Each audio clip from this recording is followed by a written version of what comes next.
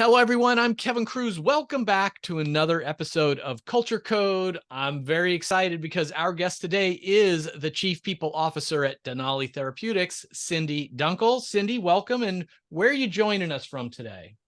Great to be with you, Kevin. And I am joining from our office in South San Francisco, California. South San Francisco. I just came back this week from spending a month in San Jose.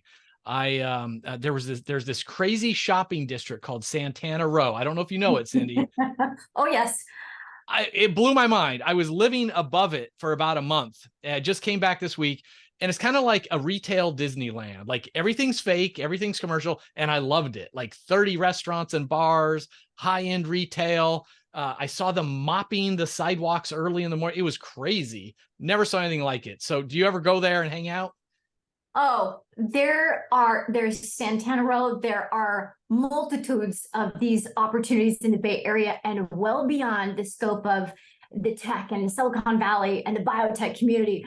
We have fabulous shopping, fabulous people with lots of ideas that come from all different parts of the world. This is the place to be. So talent, fashion, food. Yes, this is the place to be. Why we love our home so much. It was the first time. So Philadelphia is my home, but we have a lot of customers in the Bay Area. So I'm like, let me just spend a month to make the rounds. And I'll tell you, next year I'm going to spend 2 months because it's a lot more fun than Philadelphia. So anyway, let's start at the beginning. So for those who aren't familiar with Denali Therapeutics, tell us a little bit about what do you guys do? How big are you? Absolutely. It is. This is what I would call, and obviously from a bias perspective, a very special organization that was founded in 2015 as an emerging biotech with really a singular mission to defeat degeneration. And we feel that we're at the forefront of some breakthroughs in neuroscience, which holds a promise to really revolutionize treatments for lysosomal storage diseases such as Hunter syndrome, rare neurodegenerative diseases, which may be known as ALS and FTD, Parkinson's disease, and Alzheimer's, all the easy ones, right? Yeah. But we're a team of 450 based in South San Francisco, as well as have site presence in Zurich, Switzerland, to really deepen our commercial and our clinical development capabilities and patient advocacy efforts. And recently, a site in Salt Lake City to expand our internal capabilities for clinical manufacturing.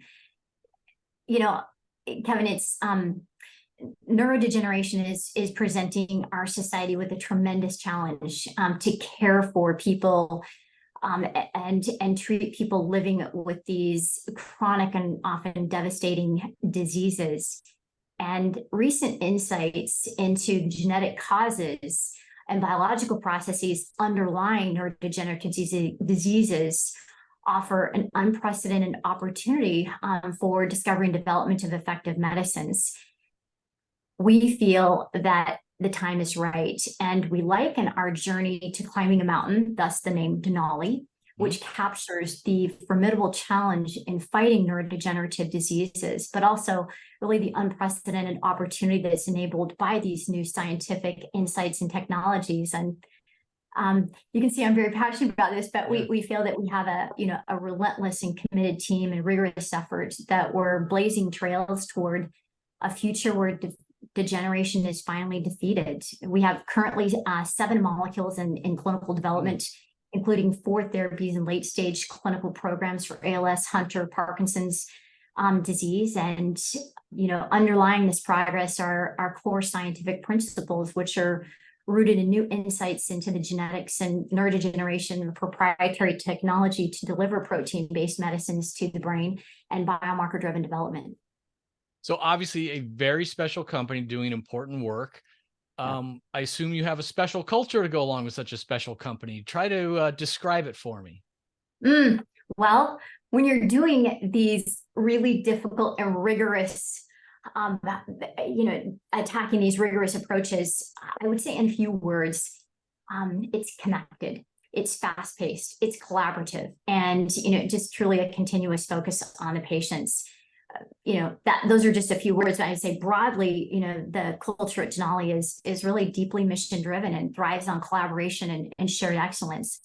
in our fight to defeat degeneration, we're fueled by that intensity that consistently raises the bar for exceptional performance, because we know that convention is no longer going to support just let's try to do what someone else has done. We're going to have to extend ourselves and be willing to take big risks in order to achieve our shared goals. Sometimes people say, oh, go ahead. I'm sorry. No, Sydney, I was just going to say, you can see me taking notes. I'm hearing about fast-paced, obviously mission-driven, collaborative and connected, patient-focused. That kind of culture doesn't happen by accident. So how do you create it and sustain it? How do you foster this unique culture? As any organization, you evolve, and you have to figure out what is going to sustain you, because it can't constantly be just a moving target. You can't move the goalposts, and we are really sustained by anchoring to our values. Our environment, we experience change over time, and not unlike other organizations, but we've evolved from a very small, privately early stage discovery organization to a publicly traded company, weathered a pandemic, acknowledged social change, as the rest of the world has, and transitioned into a late stage organization building toward a fully integrated biopharma with commercialization on the horizon. Whoa, that's a lot. And as we grow, our values have really served as a unifying focus in how we're going to achieve these goals, and allowing for each person to demonstrate these values through their own unique gifts and talents. This is really hard. You also have to go back, and I would go back to what is culture?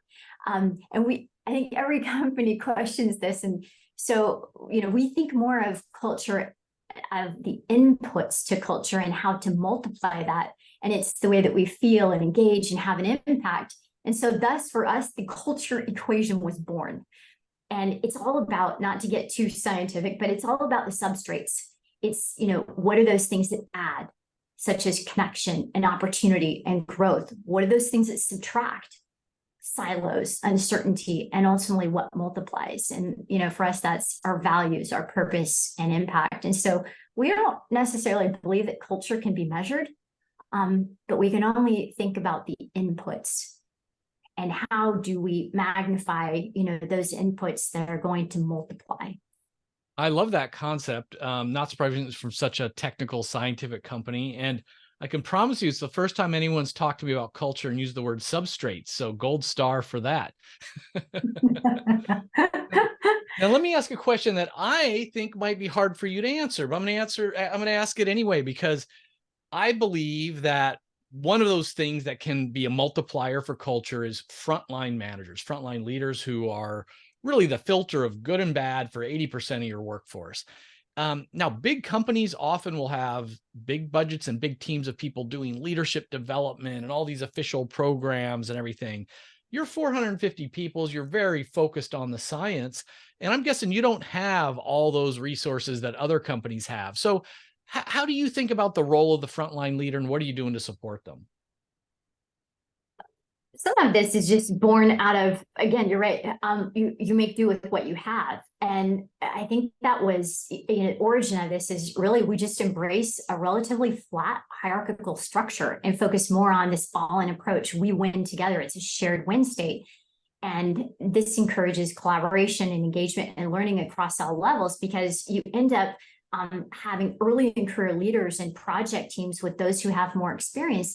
And it minimizes that hierarchical structure where you only gain access, to a particular level or leader once you are at this stage in the organization. But, for us, as we would all sit around a table, because you had, an early in career scientist with, our CEO, Ryan Watts, who is a very accomplished and published neurobiologist, that crossover connection and effective, not being intimidated, but being energized by new ideas and concepts. We really have embraced that based on lack of budget and acknowledge that is how we are going to move together. And that's how we're really effectively going to learn, is is not putting into place those levels and those layers. And in fact, you walk outside of the door here and, in our open space concept, everyone, no matter where you are, comes into the door and finds a seat. There are no offices. Now I'm sitting here in a closed door so we can have a private conversation, but that again is where this learning takes place, that informal exposure and learning. Clearly, we have over time evolved what is the framework of what we call, everything is a mountain reference to us, so don't be surprised here, but a people leader trek, where we embrace that every individual is a leader either of self, of project, of team, or function, and devised workshops that are appropriate that people can engage in. I'll give you an example of what that lays out, though. One example, emotional intelligence. We have learned from Kinnaman and many others who have brilliantly laid out the framework of emotional intelligence, but we brought in all of our leaders together and as cross-functional teams, and each person would say, this is how I experience empathy. This is how I experience motivation. And we just took those models and pulled them apart and just practically said, this is how we do it. How do you do it? And that experiential exchange, that has served as a template for, how we engage with our frontline managers of demystifying of what it takes to evolve in career, but doing it together. So it is a shared win state for us. I love that shared win state. How are you collecting feedback or data about culture, employee experience, employee engagement? Are you doing employee voice surveys or other things? Yes, but I'm going to break that down. We just really feel strongly that in order to get insightful inputs and or feedback, it's going to come through trust. We spend probably more time building and engaging in, how do we, how are our relationships of trust?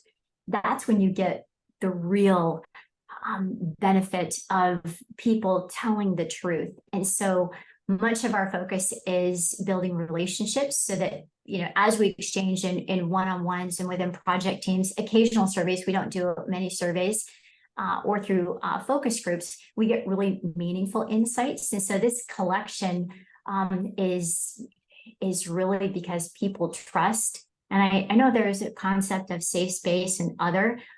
It's because I know your character. I have a connection with you, and I have confidence in you as a capable person. So our approach to soliciting and engaging in feedback is all the time and through every form that we possibly can. Yeah, that's great. We've been talking about different programs and measurement. Is there any particular initiative that you're most happy about, or that you're pleased with the results, or just anything you want to put the spotlight on? Yes, it's not like everything is awesome. My husband once, who's an English teacher for many years, he said, "Do you realize the true definition of awesome? You overuse it, and it's be careful." And I would say, "Oh, there's so many awesome things I could talk about." I'll be very specific, and maybe instead of proud, I would say grateful for the acknowledgement and the formation of our unity and diversity team. Now, granted, over the course of time, we have absolutely invested in and embraced having a diverse and inclusive environment. As a result of, events, let's go back in time, even around George Floyd, we recognize the opportunity to bring employees together. And this was, born out of employees saying, we want to come together and unify and express, our unique feelings and our personal, experiences relative to these social changes and dynamics. And from that came this very special employee-led and focused group of individuals who carry the torch on how are we going to invest in a future diversified workforce, and that is through our STEM efforts. It's also through education by having external speakers come in and talk about their experiences from gender, ethnicity, identity, and what challenges they've experienced and how they're moving the needle, as well as community involvement and engagement. And we could have maybe a forced and or a top-down approach to diversity, equity, and inclusion. And I believe there is value in that structure. I also have seen, and we've run the experiment in this unity and diversity team, which extends out and broadens to our entire employee population, where this organic and real and authentic and just, hey, I'm in pain, I'm hurting, this causes me, a reason to want to speak out and to get others, perspective. This has been something that I'm so grateful for a group of individuals inside the organization to foster and lead, and also to, in mind, keep sight of our, why we're here is to defeat degeneration, our patient connection team. Again, a group of employees that, based on their focus and their roles and responsibilities, help us to engage with patients, not just, of the patient advocacy type, but just how are we personally investing in our communities, in disease awareness, raising money, as well as our science and supporting, these opportunities for patients, and even our own experiences as being impacted by the diseases that we're treating, and sharing those, those personal stories. So those are two very, very important and valuable, I would say, initiatives. Initiatives are just the fabric of Denali that are. Those are great. Those are great. Now, Cindy, this is a pretty short format podcast, but I want to hit you with some faster questions that are maybe a little bit more fun, including, if you could wave your magic wand and send all your colleagues a particular book or podcast or even Netflix special, I don't know, and they promised they would consume it, they would take it to heart, like, what would you send everyone? I Am Enough, Grace Byers. This is actually a picture book for children. And we don't always have enough time to read, but the essence of really what happens in this book, in a world of comparisons, is it causes adults or children to pause and reflect on our uniqueness and individuality. And the implicit message in this children's book is about self-worth and a growth mindset that can foster a positive attitude towards personal growth. And I resonate with this. It can be read in less than 10 minutes. And basically the sentiment of Grace Byers is, we're all here for a purpose. We're more than enough. We just need to believe it. And in fact, we did read this as a company. And so we have a book club, and, we've read some big, thick, meaty novels. And this is one everybody can connect to. It goes into our families and into our homes, and we all just like, I'm enough. I do. I have what it takes. It's all about me. So that would be it. That's great. Bonus points. Like those, you're going to move some copies, especially when they find out, it can be read in such few minutes. Now people are going to rush out. And what's something maybe that now that you wish you knew when you first became a chief people officer? What would be some advice you'd give to a younger version of yourself? I happen to be the first employee of the company, outside of our co-founders. And when you were at that stage, you do everything. Wow. You solve every problem. You do everything. And that's the energy that comes with being in an emerging environment. But I really come to appreciate that. Don't solve every problem yourself. And it often is probably not the best outcome, but when you engage others, it's a much better outcome than on my own. And at first I thought I was being efficient, but more and more I recognized that the diversity of perspective results in a more lasting and impactful outcome. And I would also say, instead of do everything, do what matters most. We've evolved. And so prioritizing. So on that note, with priorities, we're doing this interview. It's late September of 23. I'm guessing you're starting to make your priorities for 2024. What are the things you and your team are going to focus on next year? leveraging the intellectual horsepower and the capacity, capability, and the intensity and energy of our existing talent.